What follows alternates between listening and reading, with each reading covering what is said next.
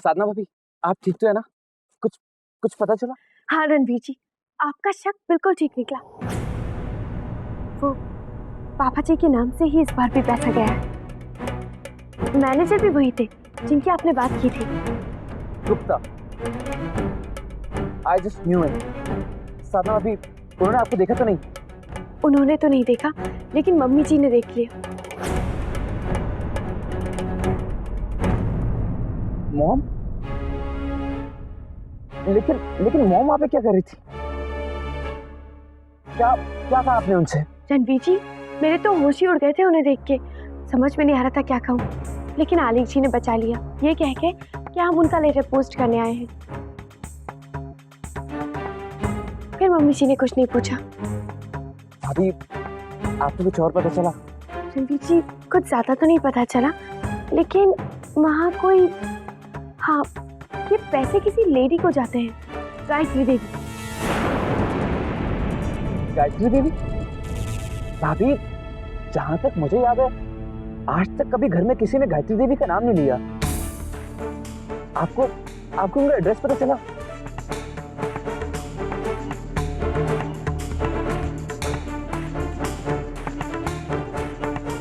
Okay भाभी, ये area मैं जानता हूँ।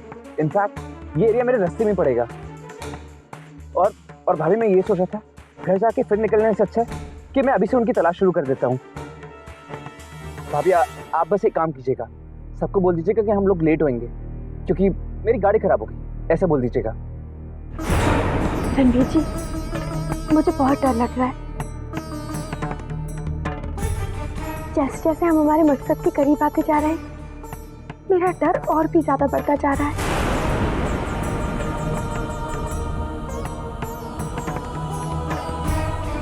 ये हम जो भी कुछ कर रहे हैं, ये ठीक तो कर रहे हैं ना?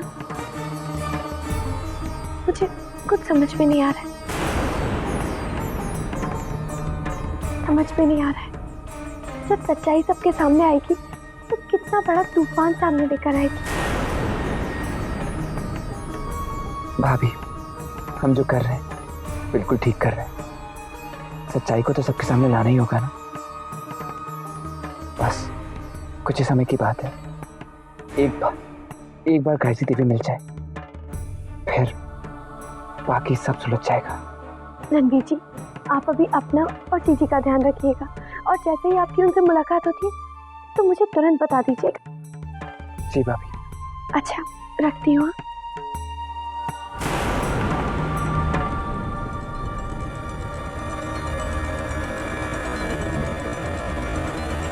गायत्री देवी।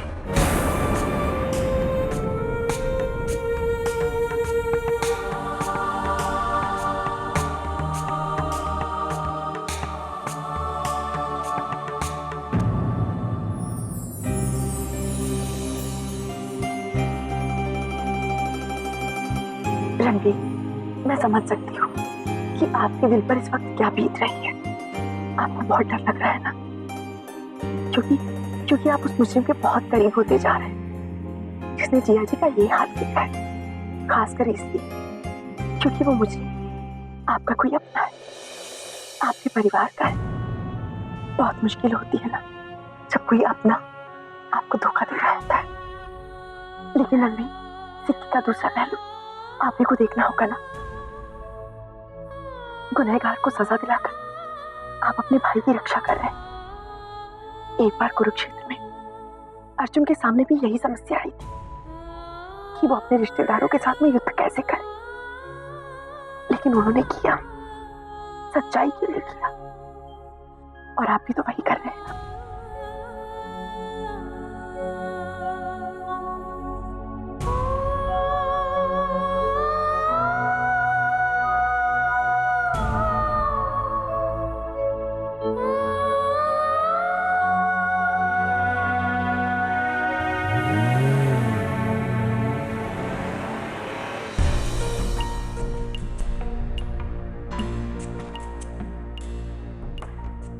आ गई अंबिका जी, आप अपने लाडले आलेख से मिलकर। क्या कहा आलेख ने?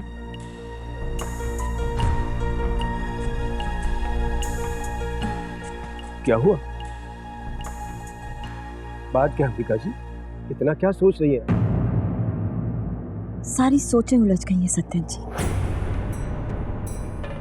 समझ में ही नहीं आता कौन क्या चाहता है। ये सब जो हो रहा है किस लिए हो रहा है?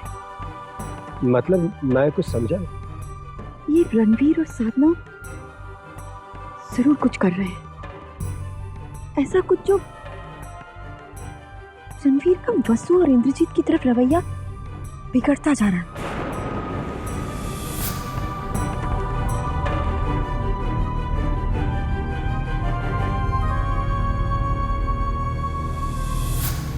और साधना, उसका बिहेवियर भी कुछ अजीब हो गया है। उस दिन वो वसु के कमरे में कुछ ढूंढ रही थी।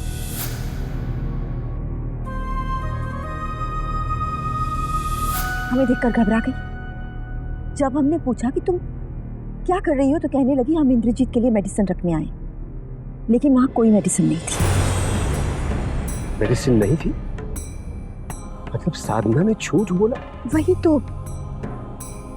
आपने वसु भाभी को बताया? नहीं सत्यन जी, वसु ऑलरेडी वो स्टोर रूम की बात को लेकर साधना से बहुत नाराज थी। और फिर कलम ने वसु को स्टोर रूम में जाते हुए देखा। पता नहीं वो वहां क्या ढूंढ रही थी।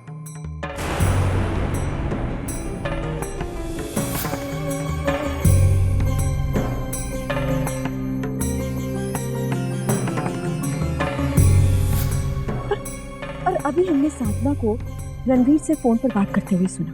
वो उसे किसी खतरे से सावधान कर रही थी। कौन सा खतरा? ये सब क्या चल रहा है? हमारा तो ये सब सोचकर दिमाग चकरा जाता है। कुछ तो गड़बड़ है। हमें बहुत फिक्र हो रही है।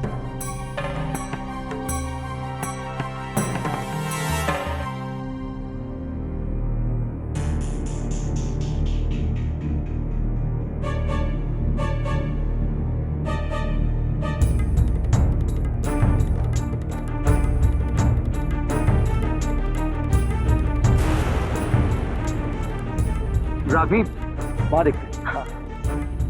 अरे पुरानी आदत है उन लोगों की, ऐसे परेशान करते रहते हैं। भाई साहब, पत्री पे पत्री बेमतलब में। अरे हाँ हाँ ठीक है भाई साहब, मैं आपसे कुछ पूछ रहा हूँ। मैं जानना चाहता हूँ इस जगह का नाम क्या है? अरे रुको ना एक मिनट भाई साहब।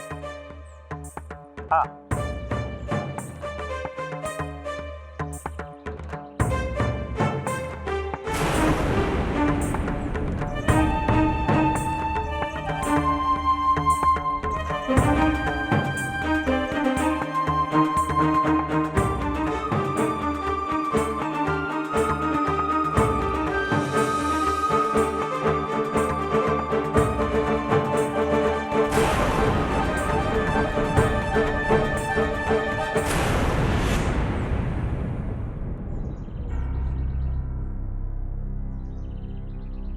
वृद्धाश्रम,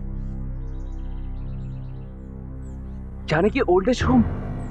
लेकिन रणवीर, गायत्री देवी यहाँ?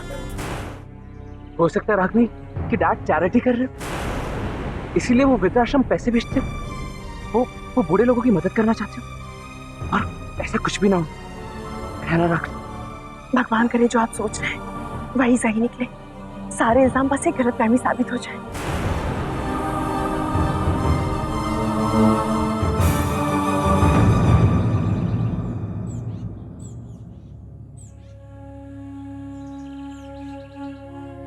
काश रागनी तुम्हारी बात बिल्कुल सच साबित हो, लेकिन ये सब कुछ इतना सिंपल नहीं है। डैड के खिलाफ इतने सारे सबूत इकट्ठा हो गए कि मैं इस बात को नजरअंदाज नहीं कर सकता।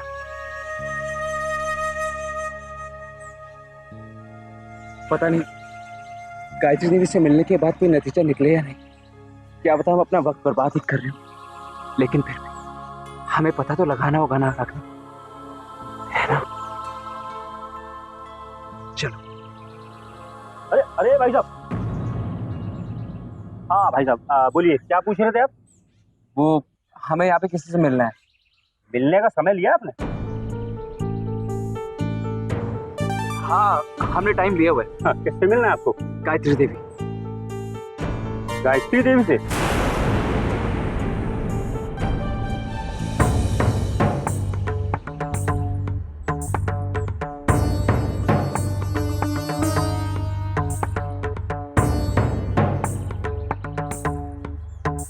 नमस्ते। अंजू, श्यामा को दवाई दी? हाँ जी दीदी दे दी। श्यामा, बुखार उतरा?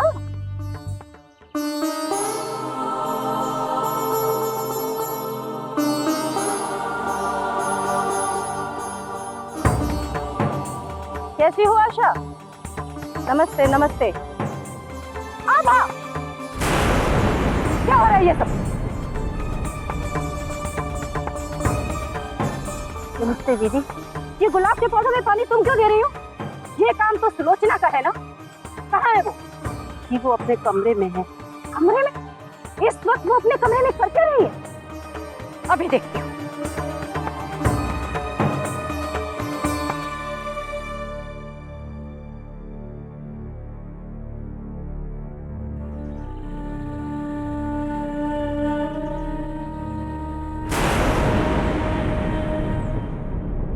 सुलोचना, सुलोचना, यहाँ पर क्या कर रही है? मालूम है ना ये समय पौधों में पानी देने का है और ये जिम्मेदारी तुम्हारी है।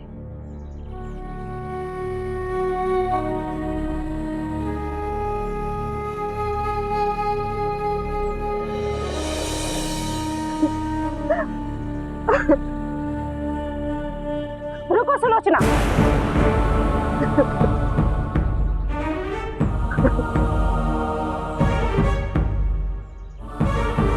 मैंने पौधों को पानी दे दिया है। माफ करना गायत्री दीदी, भूल हो गई।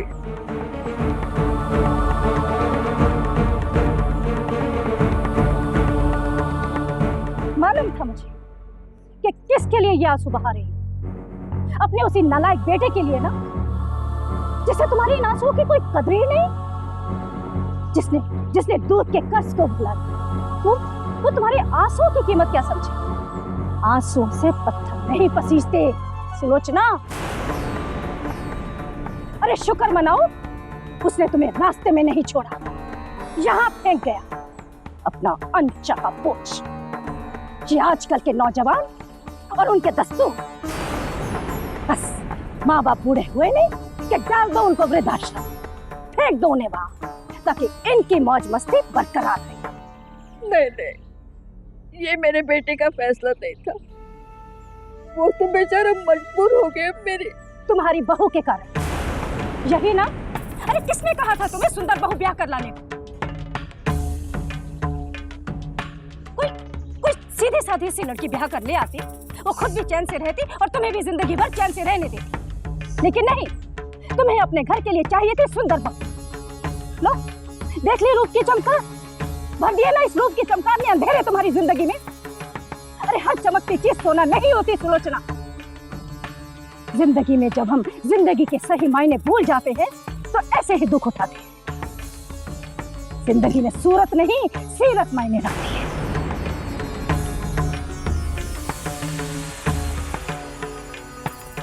अरे जिसे याद करके तुम रो रही हो ना, वो तो कब तक भुला चुका तुम्हें। तुम्हें परिवार की कमी सिर्फ इसलिए महसूस होती है क्योंकि तुमने हमें कभी अपना नहीं समझा। अब मानो या ना मानो, लेकिन ये आश्रम ही तुम्हारा घर है, तुम्हारा परिवार है और हम सब तुम्हारे अपने। अरे मुझे देखो, हमेशा खुश रहती हूँ। जानती हो क्यों? क्योंकि तुम्हारी तरह जब मेरे परिवार ने मुझे यहाँ लाकर फेंका था तो मैंने कह दिया था सबसे, खबरदार जो किसी ने भी जिंदगी में मुझे अपनी शक्ल दिखाने की कोशिश भी की, वो मेरे थे, लेकिन अब मर चुके हैं मेरे लिए।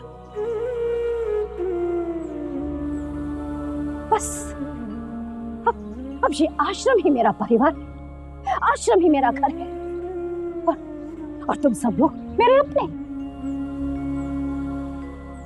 सुलोचना, संभालो अपने आप को। जिंदगी ऐसे नहीं कटती। जिंदगी कभी कभी जवाब मांगती है, कभी जमा का कभी घटा का हिसाब मांगती है। अब इस बाकी बची हुई जिंदगी में हमें अपने हिसाब चुकाने। जाओ अपना काम संभालो।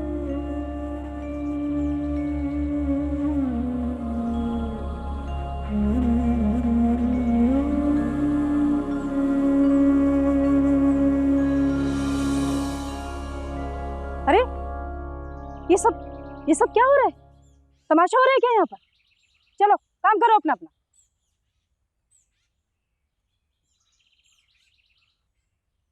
गायत्री देवी जी,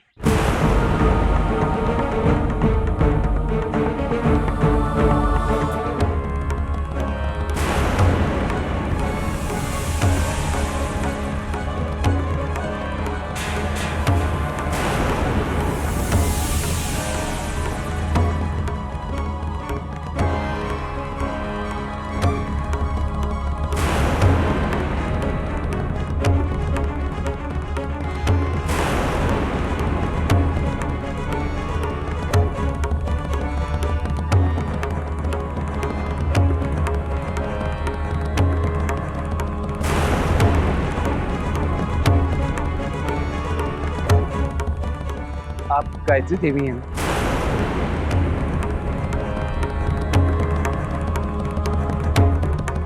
तुम कौन?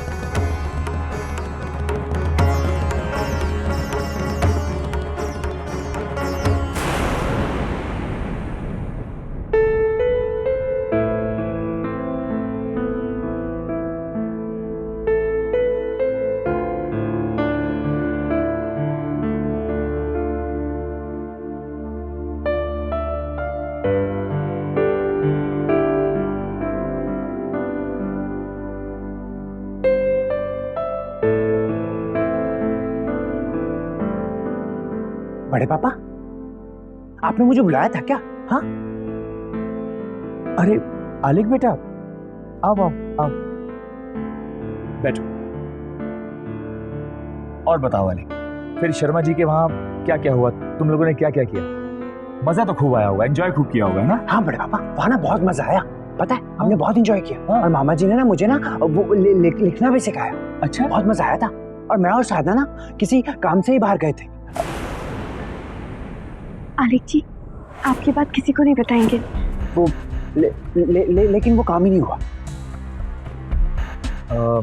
अच्छा आलेख, तुम लोग पोस्ट ऑफिस भी गए थे ना? हाँ गए थे ना।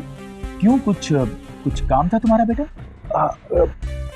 हाँ बड़े पापा, वो बड़े पापा मुझे ना किसी को ना लेटर डाली थी। लेटर? तुम्हें?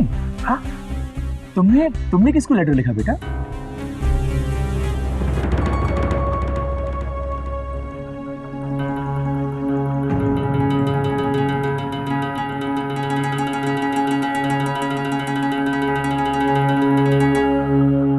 आलेख जी, आप यहाँ क्या कर रहे हैं? मैंने आपको पूरे घर में ढूंढ लिया। क्या कर रहे हैं आप यहाँ? आओ साधना, आओ बैठो। वो मैं आलेख के साथ थोड़ी यूं ही गपशप लगा रहा था। अच्छा आलेख जी, आपने पापा जी को बहुत डिस्टर्ब कर लिया। अब उनके सोने का टाइम है, आराम करने का वक्त है, आप चलिए। अरे साधना नहीं बेटा, आलेख मुझे कभी भी डिस्टर्ब नहीं कर सकता। मुझे उसके साथ बैठना, उससे बातें करना बहुत अच्छा लगता है। उसे कुछ देर और रहने दो ना यहाँ पर।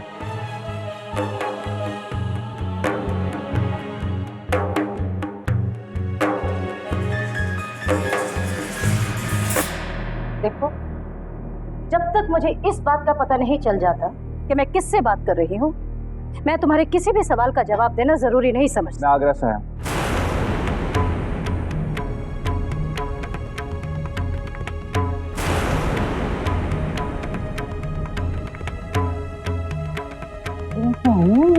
आगरा से? इतने सालों में तो मैंने गायत्री देवी से मिलने किसी को नहीं देखा। फिर ये अचानक कौन आ गया है? तुम लोग फिर से जमघट बनाकर खड़ी हो गई। जाओ अपना काम करो।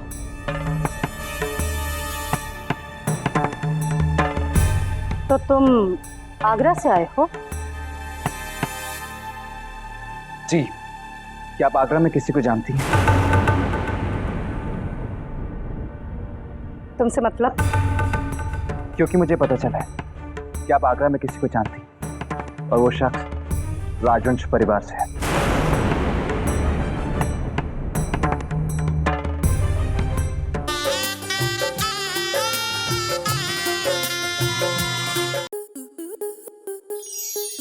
स्टार प्लस के ऐसे ही और बेहतरीन लम्हे देखने के लिए सब्सक्राइब करें हमारे YouTube चैनल को।